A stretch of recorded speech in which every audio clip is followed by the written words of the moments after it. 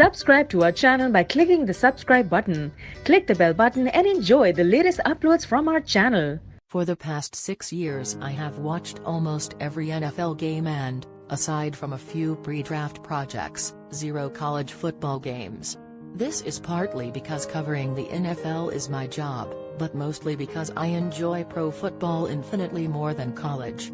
To me, comparing college to pro is like comparing a small-town community theater to Broadway. But many people equate the two, in part because to viewers, the FBS college game looks like the pro game.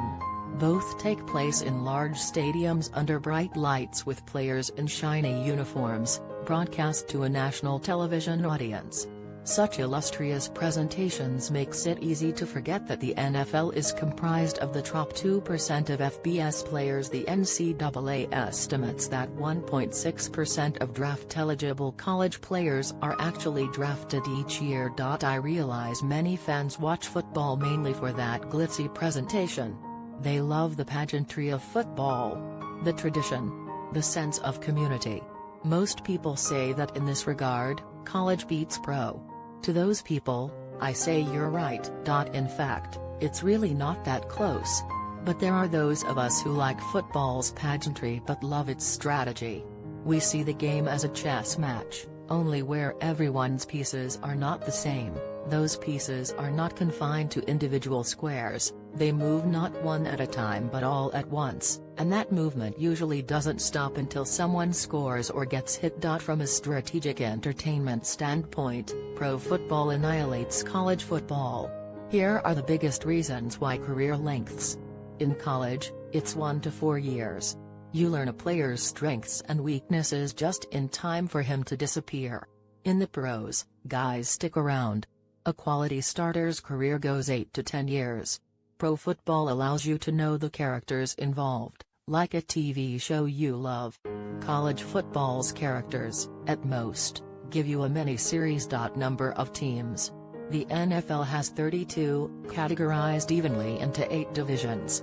This creates a clear formula for deciding the postseason. The Football Bowl subdivision has 129 teams, 130 if you count the transitional Liberty Flames, littered across 10 conferences with a handful of independents. It's literally impossible to keep up with it all, which makes it impossible for AP poll voters and the College Football Playoff Committee to make fully educated decisions. Number of players on a roster. In the NFL, teams have 53 players, with 46 of those players active each Sunday. In college, the rosters can stretch into triple digits. Some don't even have unique uniform numbers. It's a wonder they don't spill over into the marching band. There are more players than an opponent can prepare for. Jared Goff once told me that at Cal, they had a bottom-shelf quarterback who was also a punter. He'd come in and get to punt against an unsuspecting defense that hadn't even put a returner on the field. Jersey numbers. In the NFL, they mean something. Numbers in the 20s, 30s and 40s are running backs on offense and defensive backs on defense. Those with 60s and 70s play in the trenches, teens and 80s are wide receivers, etc. This continuity, while imperfect, see Packers running back Ty Montgomery, whom the league inexplicably allows to wear number 88, tells a story. You can glimpse the field and quickly surmise what's happening. For coaches and signal callers, this streamlines the vital process of identifying personnel packages. That leaves more time for strategizing. In college, the jersey numbers are random.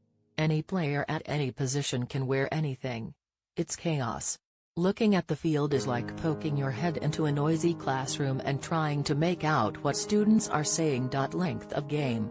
For those who study film, the nightmare is putting on a game in which one team had 90 snaps. It feels like stepping out to mow the lawn and finding foot-tall grass. But foot-tall grass is what almost every college game presents. It's all thanks to rules that call for the clock to stop any time a player breathes. Even people who only watch football on TV know that college games are unbearably long. Feet in bounds for a catch. In the NFL, it's 2 feet, which makes sense. In college, it's 1 foot, which doesn't. If a player straddles the sideline as he runs with the ball, his left foot on green grass and his right foot on the white, he's out of bounds. But if that player jumps to catch the ball and comes down with that same left foot on green grass,